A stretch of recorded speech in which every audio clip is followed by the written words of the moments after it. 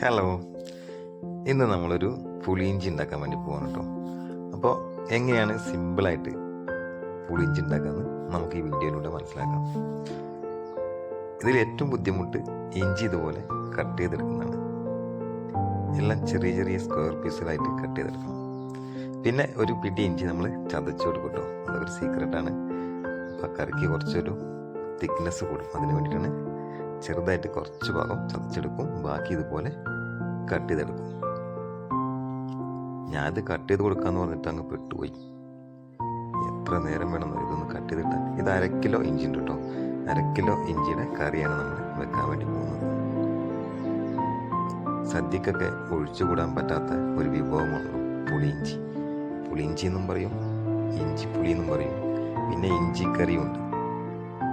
അങ്ങനെ 3-4 ടൈപ്പായിട്ടൊക്കെ പേര് പറയും. ഇഞ്ചിക്കറിയും പുളിയിഞ്ചിയുമായിട്ട് വ്യത്യാസമുണ്ട് കേട്ടോ.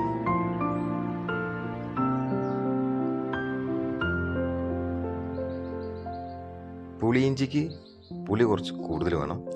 ഇഞ്ചി കറിയായിട്ട് വെക്കുകയാണെങ്കിൽ പുളി കുറച്ച് മതി. വീട്ടിലെ അമ്മ പുളിയിഞ്ചിയും വെക്കും, ഇഞ്ചിക്കറിയും വെക്കും. രണ്ടും കൂട്ടി കഴിക്കാൻ ടേസ്റ്റാണ്. പക്ഷെ അതിലൊക്കെ കഷ്ടം ഈ കട്ട് ചെയ്യലാണ്. കുറേ സമയം എടുക്കും കട്ട് ചെയ്ത് തരാൻ. ഇത് കട്ട് ചെയ്ത് കഴിഞ്ഞാൽ പിന്നെ സിമ്പിളാണ് പരിപാടി. കുറച്ച് വെളുത്തുള്ളിയും വേണം, പച്ചമുളകും വേണം, കറിവേപ്പില വേണം, വറ്റൽമുളക് വേണം, കുറച്ച് മഞ്ഞൾപ്പൊടിയും കുറച്ച് മുളക് പൊടിയും, പിന്നെ ആവശ്യത്തിന് ഉപ്പും വെളിച്ചെണ്ണയും ഉണ്ടെങ്കിൽ നമ്മുടെ ഇഞ്ചിക്കറി. ആ ഒരു സാധനം കൂടി ഉണ്ട്, ഉലുവ പൊടിച്ചത് വേണം കേട്ടോ. അതും കൂടി ഇഞ്ചിക്കറിയിൽ നമ്മൾ ഉപയോഗിക്കും. പിന്നെ ഒരു സാധനം കൂടി ഉണ്ട്, ശർക്കര. പാകത്തിന് ശർക്കരയും കൂടി ഇട്ടിട്ടാണ് നമ്മൾ ഇഞ്ചിക്കറീൻ്റെ അവസാനം സെറ്റാക്കി എടുക്കുന്നത്. അതൊക്കെ വീഡിയോൻ്റെ വഴിയെ പോകെ നമുക്ക് മനസ്സിലാവും.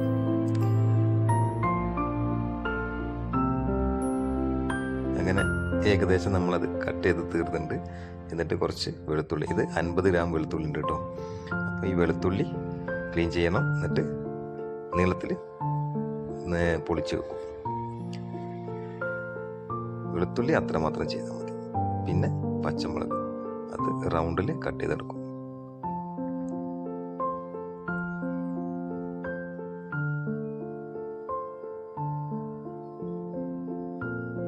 പുളിയിഞ്ചിയിലുള്ള ഈ വെളുത്തുള്ളി ഉണ്ടല്ലോ, ഇത് കഴിക്കുമ്പോൾ ഒരു പ്രത്യേക ടേസ്റ്റാണ്. ഇത് നമ്മൾ എണ്ണയിൽ നന്നായിട്ട് വഴറ്റിയെടുക്കുന്നതുകൊണ്ട് പിന്നെ ആ പുളിയും നന്നായിട്ട് പിടിക്കും. അപ്പോൾ അത് കഴിക്കാൻ തന്നെ ഒരു പ്രത്യേക രുചി ഉണ്ടാവും.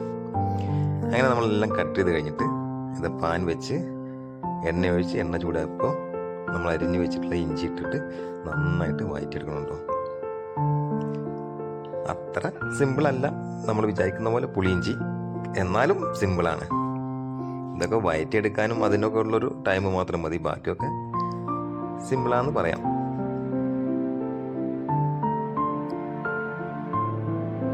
നല്ല ബ്രൗൺ കളറാകുമ്പോൾ അതിലേക്ക് കട്ട് ചെയ്ത് വെച്ചിട്ടുള്ള പച്ചമുളക് ഇടുക.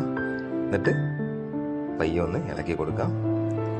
പച്ചമുളക് ഒന്ന് വാടി വരുമ്പോൾ തന്നെ നമ്മൾ വെളുത്തുള്ളിയും കൂടി ഇട്ടിട്ട് അത് നന്നായിട്ട് വയന്ന് വരുന്നവരെ ഇളക്കി കൊടുക്കണം.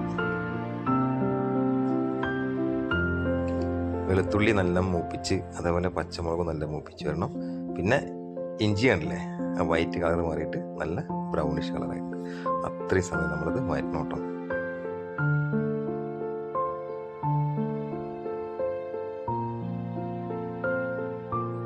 ഇത് ശരിക്കും മൺചട്ടിയിലാണ് വെക്കേണ്ടത്. പിന്നെ നമ്മളൊക്കെ പരിഷ്കാരികളായതുകൊണ്ട് മൺചട്ടിയൊക്കെ മൺമറിഞ്ഞു പോയി തുടങ്ങിയല്ലോ. അതുകൊണ്ടാണ് ഈ പാനിലേക്ക് മാറിയത്. അമ്മക്ക് ആദ്യം ഉണ്ടാക്കുമ്പോൾ മൺചട്ടിയിൽ തന്നെയായിരുന്നു ഇതൊക്കെ വെക്കുക, ഇതും അതുപോലെ മീൻകറിയൊക്കെ. ഇനി ശകലം മഞ്ഞൾപ്പൊടി ഇട്ട് കൊടുത്തു, അതുപോലെ കുറച്ച് മുളക് പൊടി. അധികം മുളക് പൊടി ഒന്നും വേണ്ട കേട്ടോ, ഒരു സ്പൂണ് മുളക് പൊടി എന്നൊക്കെ പറയാം, അത്ര മതി. നമ്മുടെ എരിവിന് അനുസരിച്ചുള്ള കുറച്ച് മുളക് പൊടി ഇട്ട് എന്നിട്ട് നന്നായി വഴറ്റി കൊടുക്കും.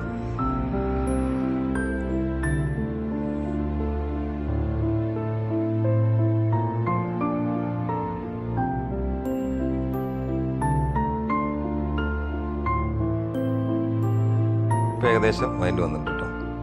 അതിലേക്ക് പുളി പിഴിഞ്ഞൊഴിക്കുക, പുളിഞ്ചാറ്. പുളി കുറച്ച് കൂടുതൽ വേണം. ഇതിലേക്ക് ഏകദേശം ഒരു 200 ഗ്രാം പുളിയുടെ നീരൊഴിക്കുന്നുണ്ട് കേട്ടോ, 1/2 കിലോ ഇഞ്ചിക്ക്. അത് പിന്നെ പുളി കുറച്ച് മതി എന്നുള്ളവരാണെങ്കിൽ അതിന് മാത്രമുള്ള പുളി ഇട്ടാൽ മതി.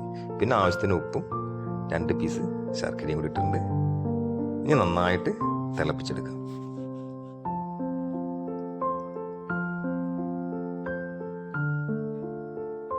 ഇതാണ് ഞാൻ ആദ്യം പറഞ്ഞ ഉലുവ പൊടി. അപ്പോൾ ഉലുവ പൊടിച്ചതും കൂടി ചേർത്ത് നന്നായിട്ടൊന്ന് യോജിപ്പിച്ച് എടുക്കണം കേട്ടോ.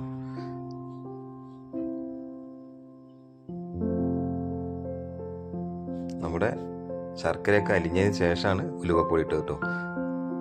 വേണമെങ്കിൽ അതിൻ്റെ മുമ്പ് ഇടാം, അതെങ്ങനെ ഇട്ടാലും കുഴപ്പമൊന്നുമില്ല.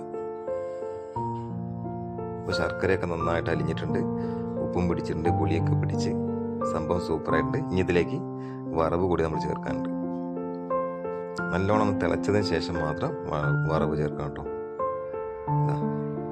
മുളകും കറിവേപ്പിലയും കടുകും പൊട്ടിച്ചിട്ടുണ്ട്. അപ്പോൾ ഇത്രയേ ഉള്ളൂ നമ്മുടെ പുളിയിഞ്ചി. വീഡിയോ ഇഷ്ടപ്പെട്ടാൽ അടുത്തൊരു വീഡിയോയുമായിട്ട് വീണ്ടും വരുന്നതാണ്.